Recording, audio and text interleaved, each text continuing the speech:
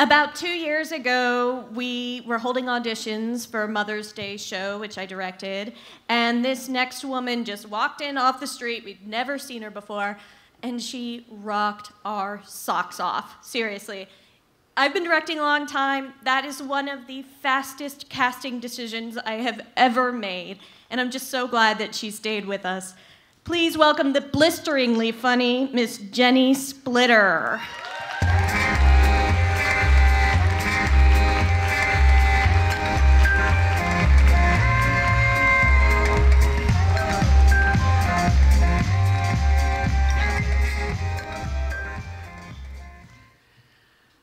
I grew up under the iron fist of a true California health nut. My dad's a 1960s activist type, and for him, healthy eating's an important issue. So if I were to eat bacon or spread butter on my bread, I may as well have been steering the Exxon Valdez. And it's never seemed fair to me because my dad's naturally skinny. In fact, everyone in my family was naturally skinny except for me. My dad, my sister.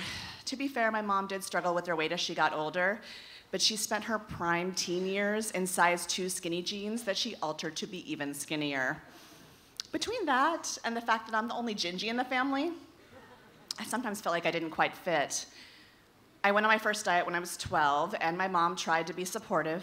Oh, don't worry, dear, someday in childbirth, those hips will come in handy. Spoiler alert, I have 2 children. No. But my biggest weight loss challenge came as an adult, after the birth of my first child, actually. I had gained 60 pounds during that pregnancy, and at birth, my son weighed just a little bit less than that.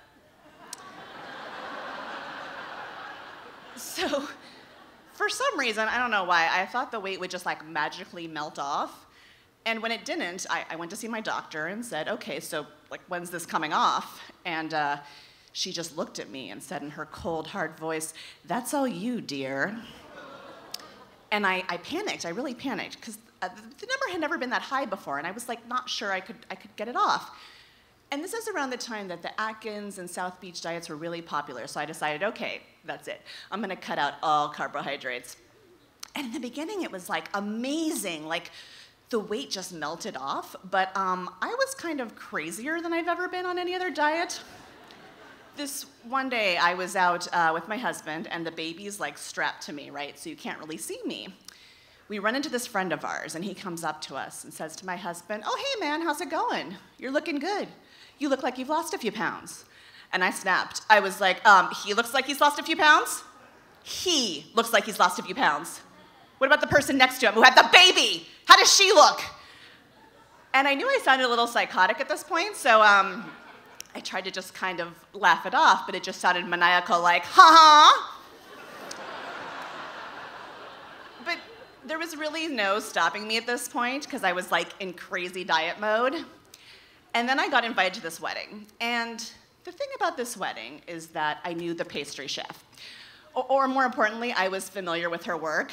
Like, real buttercream frosting, moist cake, everything you want in a good wedding cake.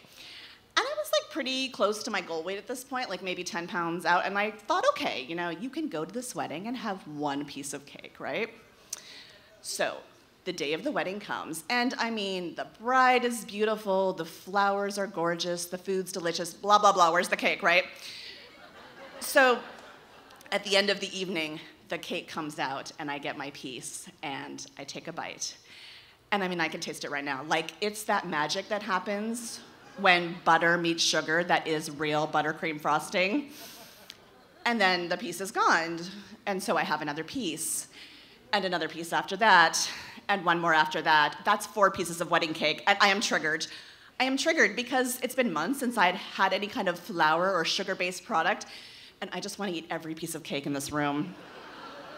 So I tell myself, okay, you know, just like put down the plate. Step away, get some air, you know, take a breather. And that's what I did. I was sort of wandering around this wedding. And I find myself wandering down this dark hallway with just a swinging door that led to the kitchen. Outside the door is a garbage can. Inside the garbage can, really, I would say almost rising out of the garbage can, is this piece of cardboard piled on top of which are many, many pieces of cake. And I do not stop to think about what I'm gonna do next. I just like dive in and I'm like shoving cake in my mouth with wild abandon. And after a few minutes, I hear this noise behind me, so I turn around, and it's one of the caterers, and he looks horrified, pretty horrified. And I want to say something, you know, like, oh, it's not what you're thinking. But my mouth is full. My hands are in the garbage can, so that would not be accurate. So I don't say anything. I'm just like a deer in headlights, you know, standing there.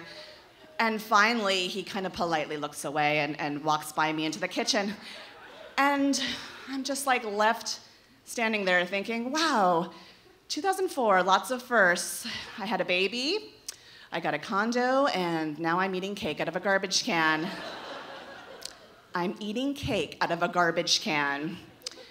So eventually, like, I step away from the cake and the garbage can and the diet. Well, that diet.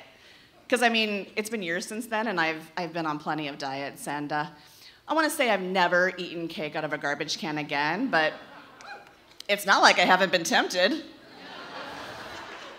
Because the thing is, for me to succeed on a diet, like, I really need to bring that, like, super focused, mentally unbalanced, crazy, garbage-eating lady kind of energy, you know? And it's not healthy. I know it's not healthy. And so, you know, like right now I'm trying to get healthy, like emotionally and physically, like in every sense of the word. And it's hard, it is hard, but I feel it's important because, you know, I don't know, I'm 39 now, I'll be 40 this summer. I feel like there's only a few years left where eating cake out of a garbage can could still be considered cute. It's a small window. Thank you.